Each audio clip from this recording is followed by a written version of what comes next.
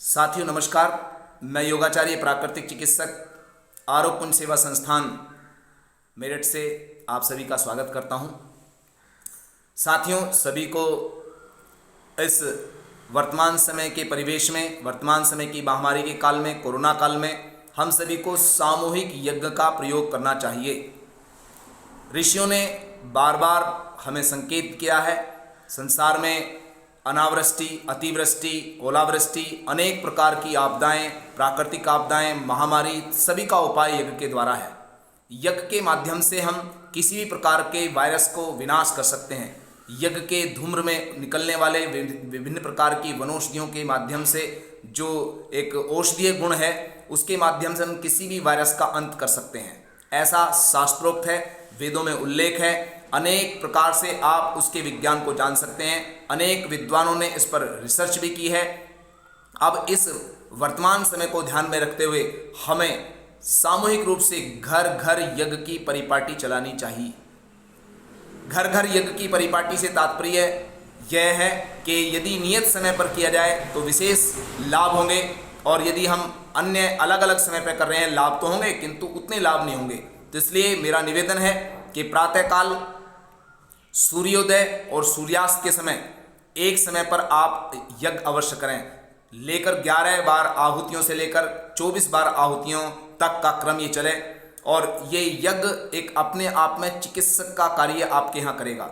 यज्ञ के माध्यम से आप विभिन्न प्रकार के रोगों का जहाँ विनाश करने पर के लिए तत्पर होंगे, वातावरण का परिशोधन होगा, ऑक्सीजन की कमी नहीं आएगी, और निश्चित रूप से हम इस महामारी से अतिशीघ्र निजात पाएंगे। तो साथियों, मैं आपको बताना चाहूँगा, विशेष हवन सामग्री में आप किसी भी अच्छे प्रतिष्ठित प्रमाणिक हवन सामग्री को लें।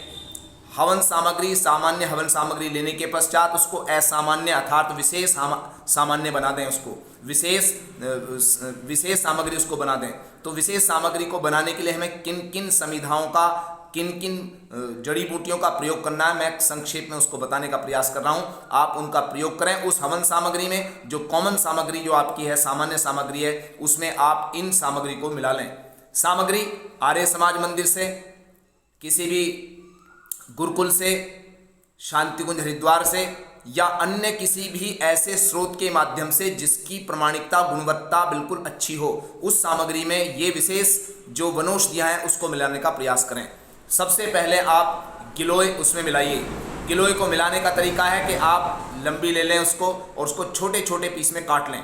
काट कर उसको धूप में सुखा लें। धूप में सुखाने का इतना समय नहीं है तो सुबह आपने धूप में रख दिए, दोपहर तक वो उस योग्य हो जाए कि हवन में वो प्रयोग की जा सकती है।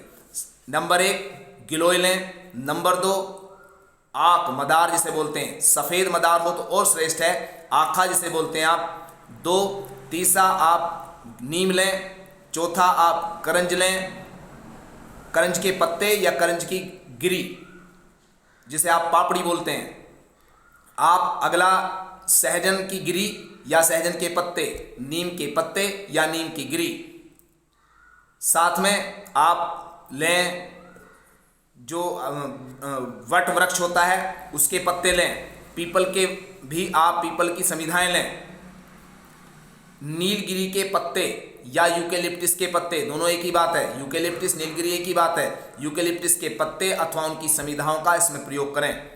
साथ में साथियों एक होती है आपका जो बेलपत्र होती है, बेलपत्र के भी पत्ते उसमें प्रयोग करें। इस सामग्री को आप धूप में सुखा लें और इसको पहले कटिंग कर लें इसकी छोटी छोटी, जैसे कुट्टी काटना बोलते हैं इसको, उसके काट लीजिए। काटने के बाद में उसको हवन सुखाने के बाद में जो सामान्य साधारण हवन सामग्री थी, यानी कि कॉमन हवन सामग्री थी जिससे हम यज्ञ कर रहे थे, उसमें आप उसको मिला लें। साथ में जावित्री जरूर डालें, लौंग डालें, कपूर डालें, और आपका वासा, एक वासा यानी कि बासा जिसे बोलते हैं आप, काला बासा, पीला बासा, सफ़ेद बासा। तो आप सफ़ेद बासा अमूमन आम तरीके से मिल जाएगा, उसको आप लें। उसकी भी कुट्टी काट कर उसको मिला लें। ये बाकी जो आपकी वनौषधियाँ इसको मिला लें।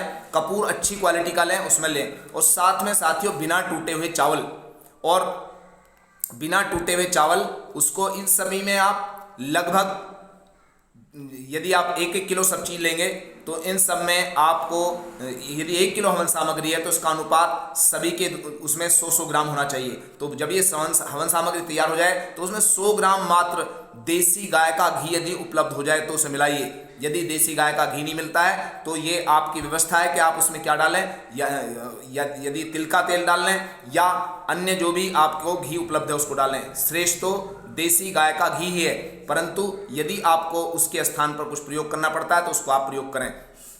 तिल का तेल भी मिला सकते हैं अथवा उसमें गाय जो है घर में जो उपलब्ध है उसी के घी का प्रयोग कर सकते हैं। साथ में साथियों, जब आप हवन करें तो हवन करते समय ध्यान रखें गाय के कंडों का, गाय के उपलों का इस्तेमाल करें। उसमें आपके नीम की समिधाएं भी, उसमें आप वट वृक्ष की समिधाएं भी, पीपल की समिधाएं भी सामूहिक रूप से प्रयोग करें और गाय के कंडे विशेष इस्तेमाल करें। अब आपको गायत्री महामंत्र से आहुतियां स्वाहा के साथ में दे देनी है। यदि आपको और अन्य कुछ भी नहीं आता है तो कोई आवश्यक नहीं है, चूंकि ये सामूहिक यज्ञ है और इसमें अन्य किसी पूजन की आवश्यकता इतनी नहीं है। सामान्य रूप से आप हवन कुंड लेकर अग्नि प्रज्वलित कर लें और अग्नि प्रज्वलित करके उसमें आप अग्नि प्रज्वलित के बाद में गायत्री महामंत्र से आहुतियां देना प्रारंभ कर दें। ओम भूर्भुवः स्वः तत्सवितुर्वरेण्यं भर्गो देवस्य धीमहि धियो यो नः प्रचोदयात् स्वाहा। इस प्रकार से कर दें।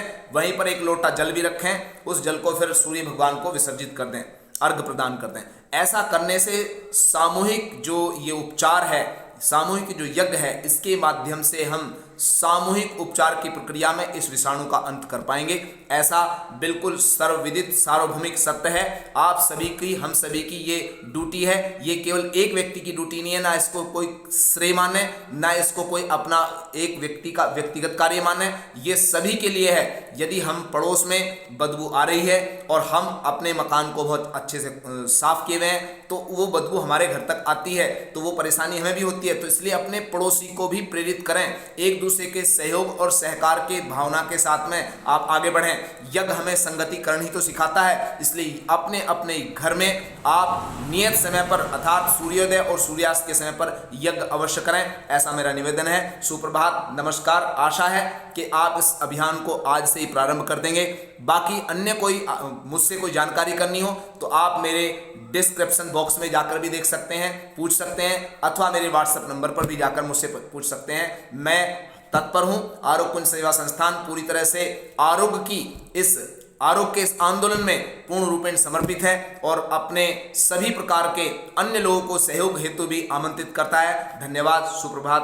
पुनः नमस्कार।